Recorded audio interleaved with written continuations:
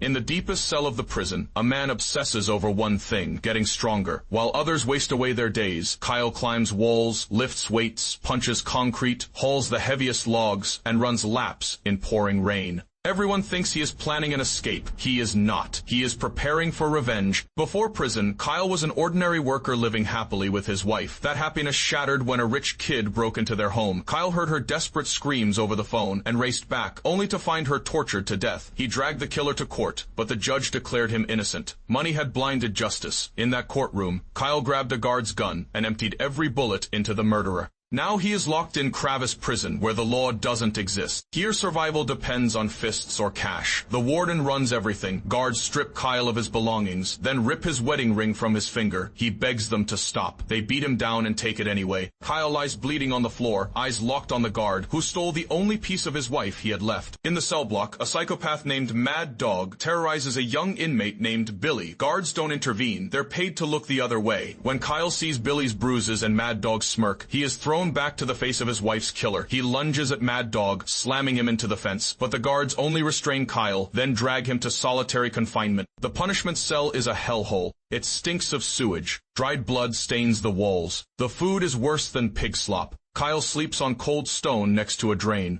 After days of this, he can't take it anymore. He tears his shirt into strips, ties them around his neck, and tries to hang himself. The fabric snaps. He slams his head into the wall again and again until blood runs down his face. Just as he collapses, a moth flutters into the cell, circles him, then lands on his bowl of cold slop. Kyle remembers a moth that once flew through his home. He and his wife chased it together, laughing. Maybe she is telling him not to give up. He decides to live. When Kyle is released, guards throw him into a cell with a so-called serial killer. They warn him his roommates all died and demand money to transfer him. Kyle scrapes together what little he has, but it is not enough. The guards pocket the cash and leave him there. He learns the prison runs brutal fight tournaments where losers die and winners earn privileges. Mad Dog is the undefeated champion, and the warden profits from every match. Mad Dog's gang corners Kyle and beats him half to death. Guards watch and do nothing. Kyle is thrown back into solitary, left to shiver in the rain beside pools of filth. When he finally gets out, he realizes submission won't save him. He has to become stronger. He climbs walls, drags logs, does endless push-ups, and runs in storms. His body hardens. His eyes turn cold.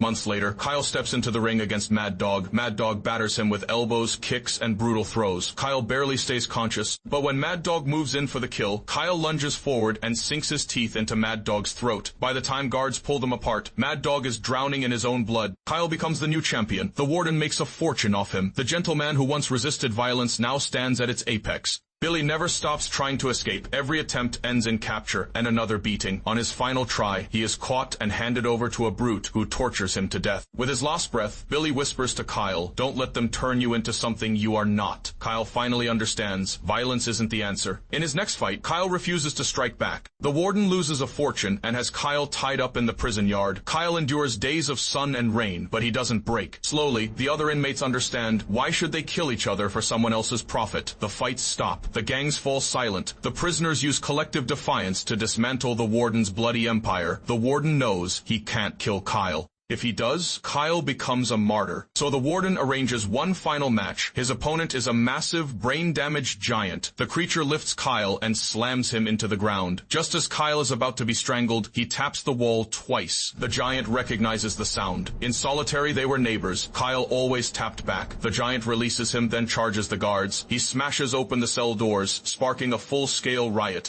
Inmates swarm the guards and set fires. The giant is shot down, but he dies protecting Kyle. Kyle rushes back to free his cellmate, an old convict everyone feared. The truth is, the old man wasn't a killer. He eliminated criminals who abused legal loopholes to keep hurting people inside. He hands Kyle a notebook filled with evidence of the warden's crimes and tells him how to escape. Kyle must fight one more match, win or lose. The warden will sentence him to death. The route from the ring to the execution chamber is his only way out. Kyle faces the brute who killed Billy. After a vicious brawl, Kyle breaks his neck. Guards escort Kyle to the execution area. The old man ambushes them, knocking out the guards. Kyle reclaims his wedding ring, then puts on a guard's uniform. The old man gives him the warden's car keys, but stays behind. He has unfinished business. Kyle drives out through the front gate. Guards see the warden's vehicle and wave him through. He escapes with the evidence that will bring down the warden. Meanwhile, the old man finds the warden and pulls out a pair of pliers. By the time guards arrive, the warden's mouth is full of blood.